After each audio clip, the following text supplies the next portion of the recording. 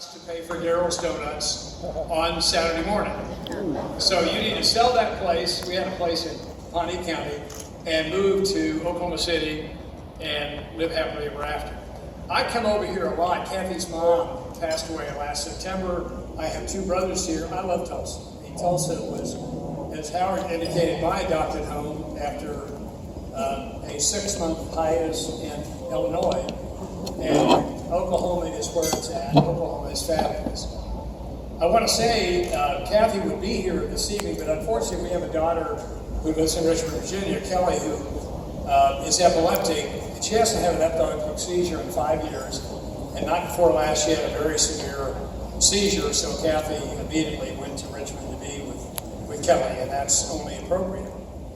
But I really mistake that, Don Ross, because this evening I left really early to get to this wonderful Greenwood Cultural Center, and about 5 miles into the turnpike, everything stopped.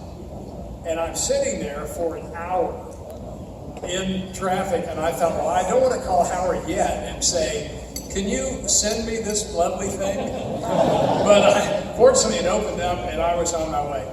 But let me say this very briefly. You know, politics has really changed since I was in public life. My grandfather was a banker in Illinois, but he also was a Democrat member of Congress. As far as I was concerned, I used to say to a number of my adversaries, never would I be so disrespectful of Maxine or Don. But I would say to them, I like you, I just don't like your bad ideas. And there would be a few chortles and chuckles. But we got a lot done, and Howard made reference to a lot of it. None of this would have happened but for the contribution of the superb legislators from Tulsa, in particular those two wonderful people who talked about me.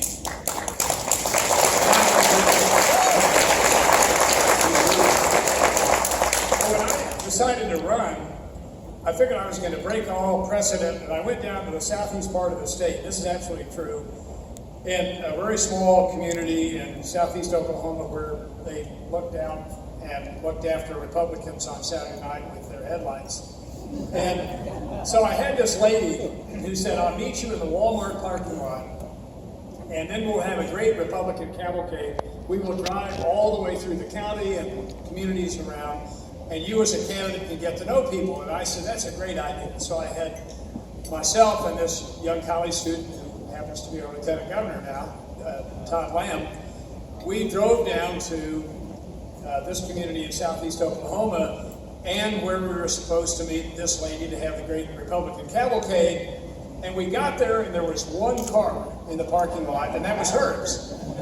And then there was our car, and now there were two cars. And her car appropriately was a Cadillac. I thought that was always appropriate for a Republican.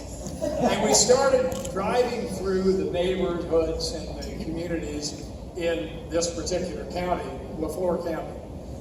And I noticed coming toward us in the great Republican cavalcade, two cars, that everybody was pulling off the side of the road as they were coming toward us.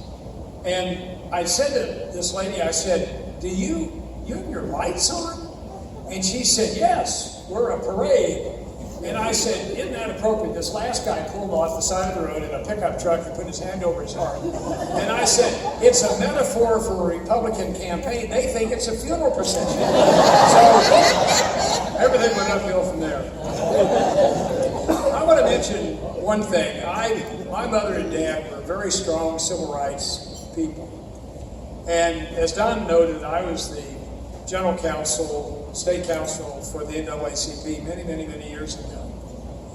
And that was an introduction to me, an individual, as all of us do, who loves history. And I read Goebel's book on the history of Oklahoma. By the way, John Dwyer, I did the foreword for John Dwyer's new book on the history of Oklahoma, which is just brilliant.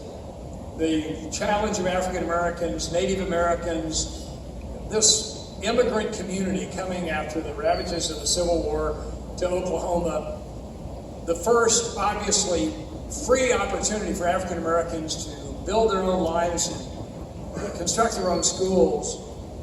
And I always was fascinated by the stories of people from many different backgrounds, many different racial and ethnic groups coming to this place, the only state in the Union that was populated by a landrunner. A remarkable story. And in reading Goebel's book, I read the story of A.C. Hamlin. A.C. Hamlin was a member of the State House, as I was. A.C. Hamlin was the first African-American member of the State House, who happened to be a Republican. I did a children's book on Theodore Roosevelt one time, and my fifth, by the way, is Abraham Lincoln. It came out in January for Simon & Schuster. But in any event, the Theodore Roosevelt book, in its research, I noticed that Roosevelt didn't want to make us a state. President Roosevelt felt that the first act passed by the Oklahoma legislature when the territorial governor was thrown out and the territorial legislature was thrown out would be Jim Crow. And that's exactly what happened. The first bill passed by the Oklahoma House was Jim Crow. And as I read further, I noted that there was this one lone African-American member, A.C. Hamlin, from Logan County, which is right north and east of Oklahoma County. I always wanted to buy a piece of property in Logan County, and last year, around 2 years ago, I bought a ranch property that the kids, everybody enjoys in A.C. Hamlin's district. As a statement for me that tomorrow is not today, tomorrow is tomorrow. And the mistakes and the oversights and the evil of yesterday will not be repeated. If all of us are informed about our culture and our history, and e pluribus unum is from many one. All of us are one people of many different backgrounds, races, ethnic, educational opportunities, and the like. But it wasn't enough for the legislature to make sure that Jim Crow passed. They sent to a vote of the people a constitutional amendment that said, if you or your family could not vote in 1865, you can't either.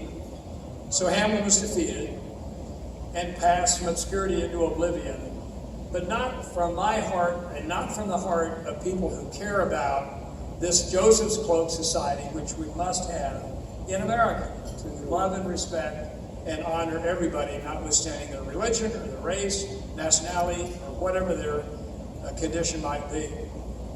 So when I was a member of the House and the Senate, all of these initiatives, I would ask help from our Democrat friends because Republicans simply didn't have enough votes to do very much of anything. But when I became governor, it was entirely different. Dr. King did not have a holiday in Oklahoma. The Martin Luther King Jr. holiday was the result of our getting together to make an honor day for Dr. King. Coretta Scott King was a friend of mine. I substituted for Jack Kemp in the Dr. Martin Luther King Jr. Memorial Commission when Jack couldn't be there. And Mrs. King was a wonderful person. And she did me an extraordinary favor once. And I sent her a dozen yellow roses as a thank you. And she said to me, she called me and said, no one has ever thanked me for really anything. And I thought, isn't that sad? This iconic woman, the wife of this iconic great American, Dr. King, and no one would say thank you for being you, and thank you for all the wonderful things that you do for people who don't even know you and don't really know what you've done for them.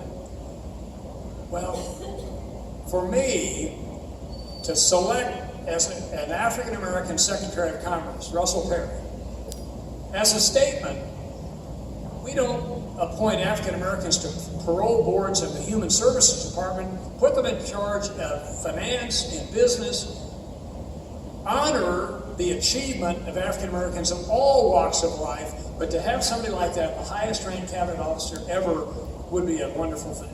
Well, the sad thing is, the state Senate never confirmed it. For 8 years, he was acting Secretary of Commerce. Russell Perry is certainly the most prominent, the most successful African American business person, certainly in the state of Oklahoma. Well, for me, to do the things that were important, and Don told the story of those flags. The untold part of that story is when the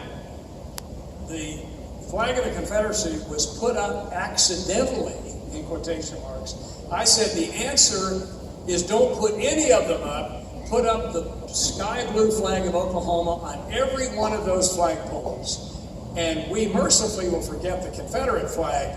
And I know you're going to forget France and Spain and these other countries, but let's celebrate Oklahoma and never have this controversy again. And that's exactly what we did. And that is the case.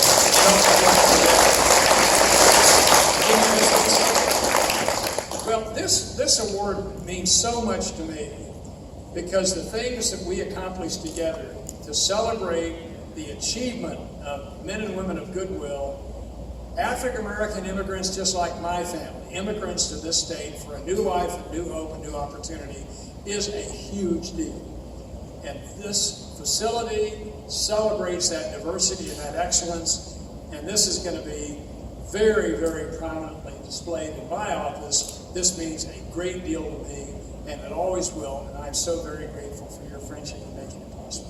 Thanks, everybody.